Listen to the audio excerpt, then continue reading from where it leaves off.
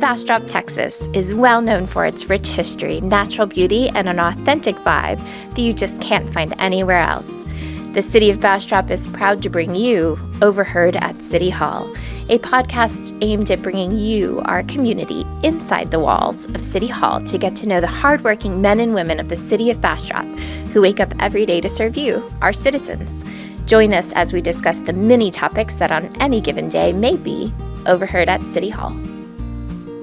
Hey everybody, I'm Paul Hofmann, Bastrop City Manager, and this is Overheard at City Hall, and this is actually the beginning of Season 2, Episode 1, and I am meeting with gentlemen who work with the City of Bastrop's Public Works Department, specifically our Water and Wastewater Division. This is a topic that I have been excited to address for quite some time. Just last week I was meeting with one of your colleagues, Paul Gonzalez in the Public Works Department.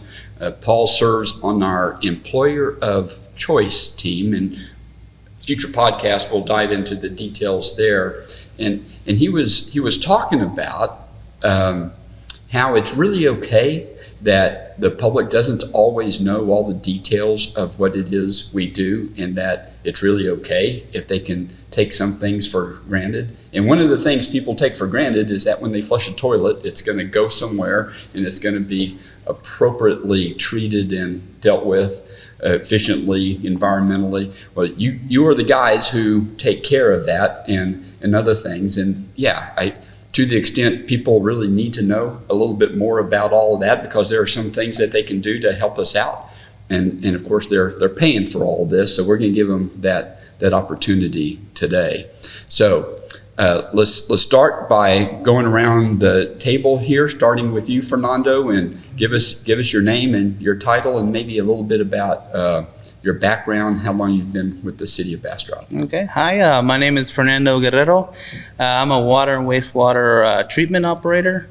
I've been with the city 6 years, and pretty much that's how long I've been doing water and wastewater. I'm loving it. I'm learning every day, and it's taken me somewhere like a career, making it a career for me. So I look forward to keep working for the city of Bastrop, learning, training, and making sure our water and our wastewater that we're our influent going back to the river is safe for the public and for everybody. That's cool. Mm-hmm. Thank you, Fernando. And we're going to dive into that whole training thing you mentioned too. Mm-hmm. Adam? Yeah, my name is Adam Jordy. I'm the chief plant operator here for City of Bastrop. I've been here for 8 years. Mm-hmm. Before that, I worked for WCID 17 in Austin for 4 years. When I came to Bastrop, it was the first time I worked in water and wastewater. I was only in water there, so it's been a cool experience seeing how that's progressing, and now seeing a new wastewater plant about to come online soon. So it's exciting. Yeah, we're going to talk about that new plant too. Yes, sir. James Wilson. I'm the water and wastewater superintendent. Unlike these guys, I'm fairly new to Bastrop, so I'm going on month 14, I believe it is now here. Right. I am loving it. Collectively, I have going on 15 years experience of water wastewater. Kind of got started in the construction field, that contracting aspect of it. Then got into the distribution collection side before moving into plant operations. Right. And we're glad you're here. We're glad all of you are here. The experience that you bring to the table, either here with the city of Bastrop or from other places, has really benefited us. And in particular, what I want to shift to is there are particular challenges with the subject of wastewater treatment in Bastrop now. Adam mentioned that we're under construction and looking forward to opening a wastewater treatment plant. And I think people generally are familiar with that.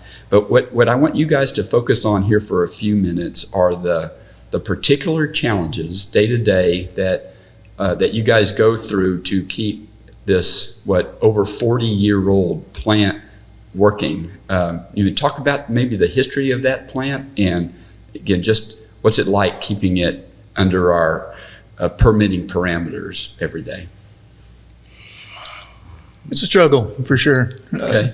It was not designed to be online this long. It's definitely reached the end of its useful life expectancy. We've had to go outsource a little bit of our solids handling, contracted parties. That's helping out a good bit. Right now, I believe on paper, we're hitting about 90% capacity flow through that plant. However, that's if it were a perfectly brand new built plant, right? We know it's not anymore.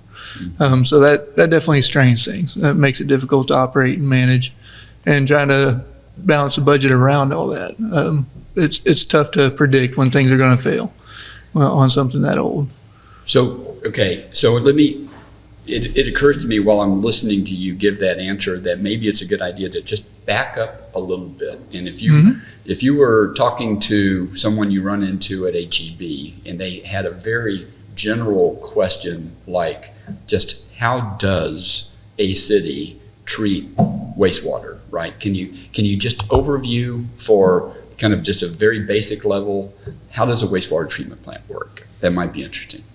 Adam, you want to give that a shot? Yeah. So as our inflow comes in, we've got and by inflow you mean raw sewage, right? Raw sewage as it comes in. We've got a bar screen basically that's catching any of the rags or larger solids, and as it goes in, it goes into our aeration basin where it's mixing with some of the bugs that we've got in the plant that are trying to eat those solids. And that's by design. Yes, sir. As it goes around the chamber, then it goes into the clear well where any of the other solids will settle out, dead bugs, what have you, which builds up our sludge blanket, which we're pressing and getting those solids out.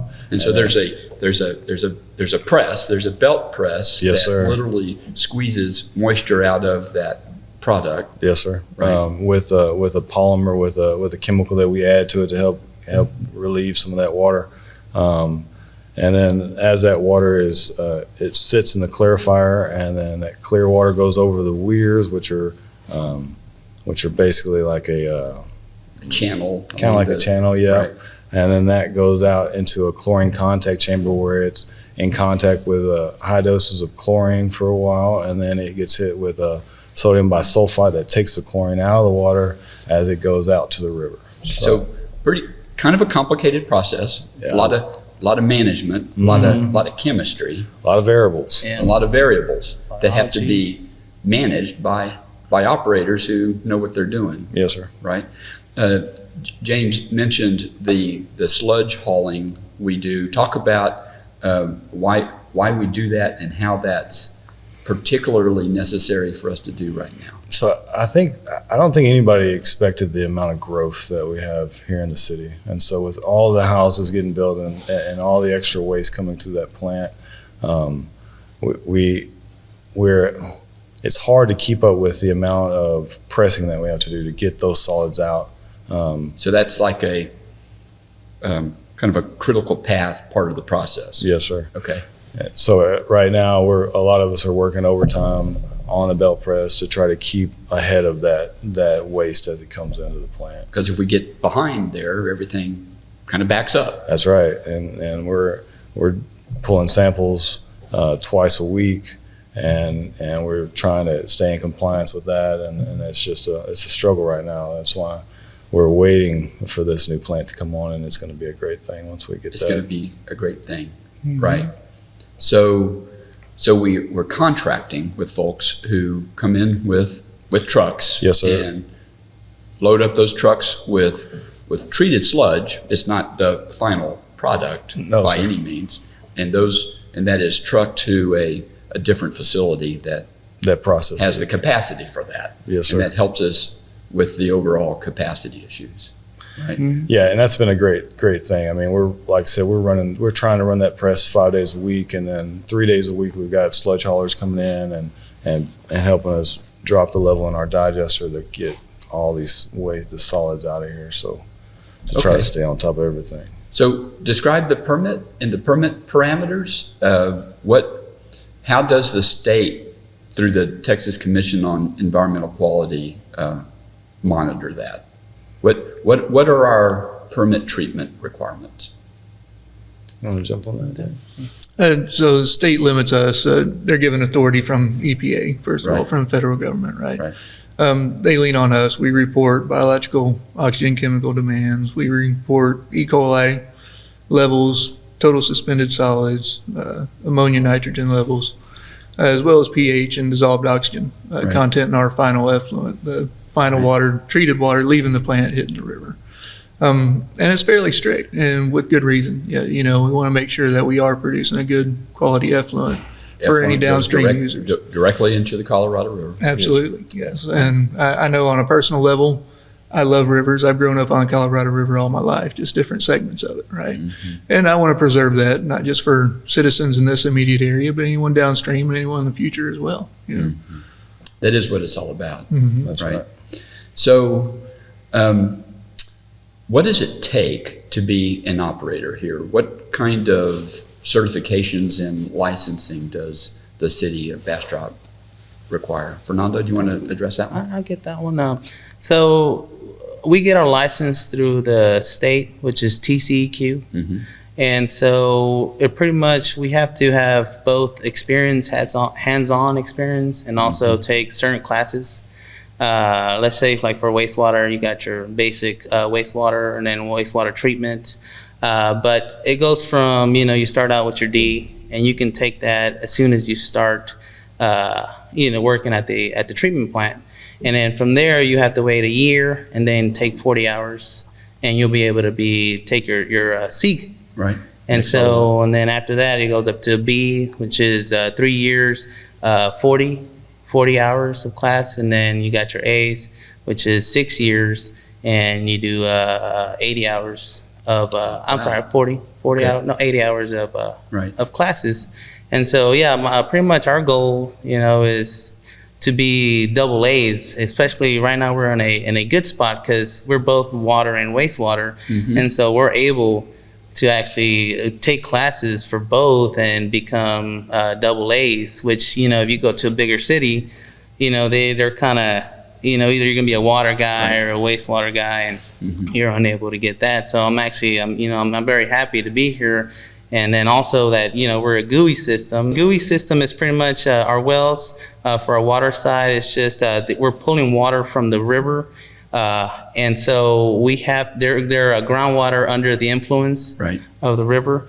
And so by doing so, we actually have to have more equipment to treat the water. We have membrane cartridge filters that actually filter out the water, and we measure the suspended solids in this water with turbidity meters. And so with me taking us taking surface classes, we're able to learn more of how we treat this water, and it gives us more knowledge, not just straight chlorinating.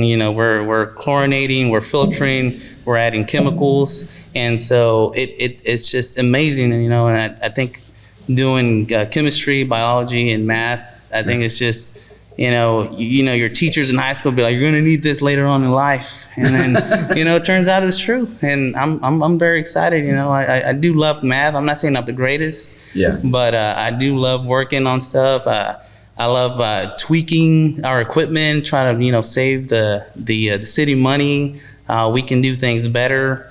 We've come up with process designs for our CL17s, where it doesn't need any more maintenance or a lot of maintenance, just because we're getting cleaner water there. And me mainly, I'm working more on the water side, and I do work on the wastewater as well.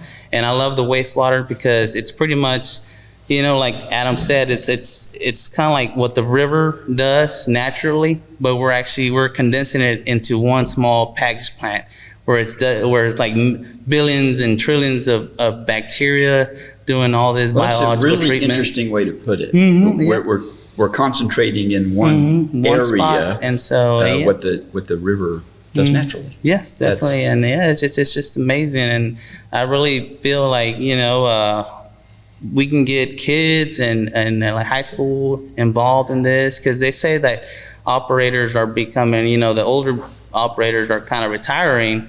And I feel like if we give more education, maybe to high schoolers or something, that that's awesome. I did not know about this field. So I don't want to lose that thought. But before we dive into that set of subjects a little bit more, I do appreciate there was a whole lot of great content in your answer there. And one of those pieces of great content is how we do things here, right? We and this is common to the whole Public Works Department and the way Curtis Hancock sets things up for efficiency reasons. You guys are cross-trained, right? And he'll have parks guys work on street things and vice versa. And similarly, you guys are trained, certified water and wastewater, and for a small city, that is to everyone's benefit, Yes, right? sir. And the city will help with that whole certification thing. And I'm glad you brought up the issue of water and the gooey wells that we have, and what they're basically shallow wells. They're influenced by the river or surface water, and I'm the furthest thing from an expert here, certainly compared to you guys. So correct me if I say anything that's not quite right.